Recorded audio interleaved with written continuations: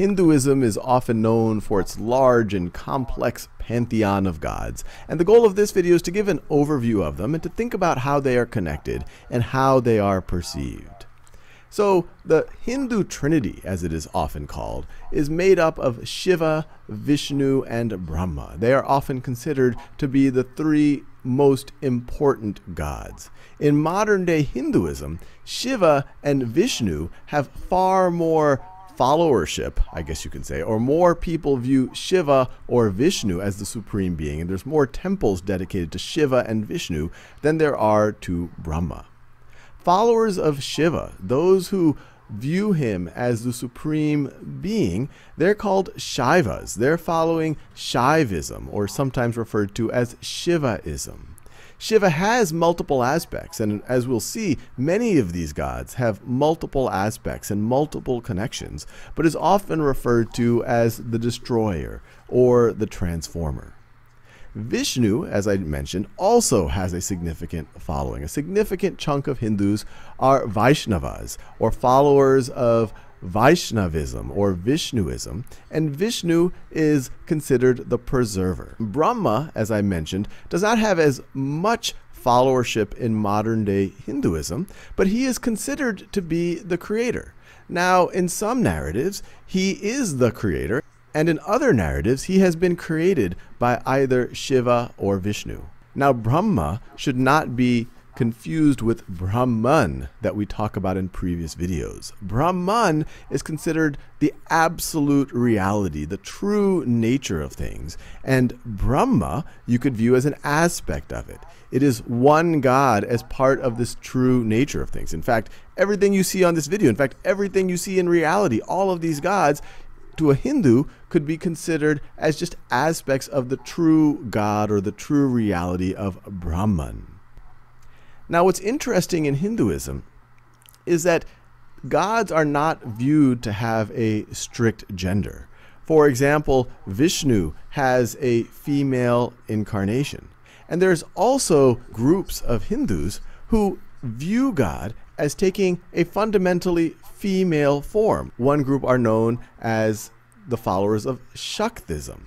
To Shaktism, God is female, the supreme goddess, and takes many forms. Parvati, as you see listed here, is referred to as the Divine Mother. She's viewed as Shiva's consort or Shiva's wife, but she has other forms, like Durga, which is viewed as a stronger, more aggressive form of Parvati, sometimes referred to as Devi or Shakti. Shakti means strength or power and is a warrior goddess. You have Lakshmi, who is the wife of Vishnu, who represents or has aspects of wealth and prosperity. You have Saraswati, who has aspects of knowledge, music, and the arts, and is viewed as the consort or the wife of Brahma. Now, these are some of the principal deities that we have on this top row, but there's also many, many other significant deities. And as we will see, depending on what part of India you're in and which group, subsect of Hinduism you meet, they will place different levels of emphasis on different deities and have different traditions and different rituals. So Ganesh, who is very recognizable because he has an elephant head, he is often referred to as Ganpati. He is viewed as the son of Shiva and Parvati, and there's a great story about why he has this elephant head, and he is viewed as the god of new beginnings and the remover of obstacles. And he has a lot of followership, and he is revered in a lot of regions of Western India. And that's not the only places, but he's known to be a principal god in some of these regions. Durga, similarly, that I referred to, in Eastern India, especially Bengal, the place where my family comes from, Durga Puja, the puja for Durga, the rituals for Durga are considered to be a very important part of the Hindu religion. If you go into the south, for some Hindus, Kartikeya, or also known as Murugan, might be a significant deity. That is the god of war. Vishnu is known to have multiple incarnations that are very prominent, the most prominent of which are Rama, Vishnu's 7th incarnation. He is the main protagonist in the Ramayana, the famous Hindu epic. You have Krishna, who is Vishnu's 8th incarnation, and he is a significant figure throughout Hinduism, including the Mahabharata and the subset of the Mahabharata, which is the Bhagavad Gita. Now, what's really interesting, and I already alluded to it, is you have all of this diversity in Hinduism. Someone who worships Shiva, you might see at a superficial level, seems more different in their rituals and their beliefs from someone who worships Vishnu than, say, a Protestant from a Catholic in Christianity, or a Sunni from a Shia in Islam. And what's fascinating about Hinduism is that you don't see these traditional schisms. You don't see a lot of conflict between the Shaivas or the Vaishnavas. Because to Hindus, even though you have this diversity of practice across India or across the Hindu tradition, they're all viewed as aspects of Brahman. They're all viewed as different ways to visualize or to connect with the fundamental reality or the fundamental God. And because Hinduism has been able to merge these very diverse practices, these very diverse rituals, and it's believed this emerged because as Hinduism emerged, it took traditions from the Indus Valley civilization. It took significant traditions from the Indo-Aryans. It took significant traditions from the Dravidians. And instead of saying, hey, our different traditions are different religions, they merged over thousands of years into one religion. And the word for this merging, taking an amalgamation of multiple rituals, multiple ideas, multiple practices, and turning them into one, is known as syncretism. And Hinduism is perhaps the best example of syncretism, where you have these incredibly diverse practices. The gods that I show here are just a sample of them, but they've been connected through this overarching, very diverse religion called Hinduism. And to a Hindu, they're all ways of connecting with the fundamental Brahman.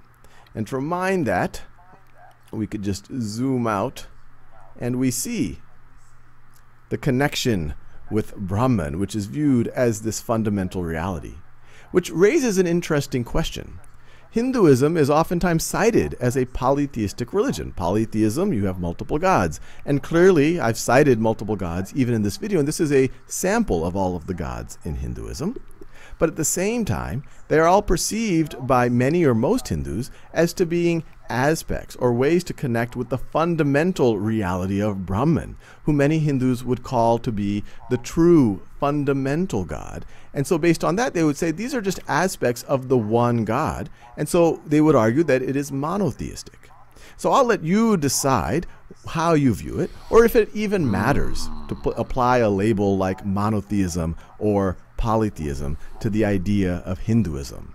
The big picture is that you have many gods and many practices, and they are diverse. Hinduism is a monotheistic religion with one main god that then shows each of these other gods shows a characteristic of the one true God.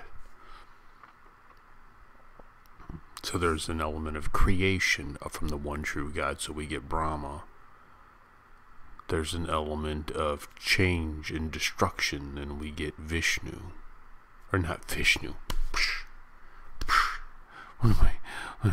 Shiva, we get Shiva.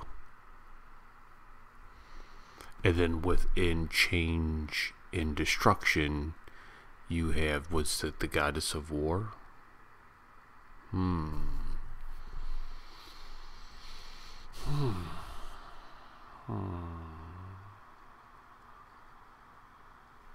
So, then the question becomes, this one true God, is he the one true God of all religions? Is that what we're talking about? I mean, that I think is the fundamental question. You know, the God of Christianity, Jehovah, is he the same God of Islam? Is he the same God of Hinduism? And we have these different ways of worshiping him. Or is it something completely different?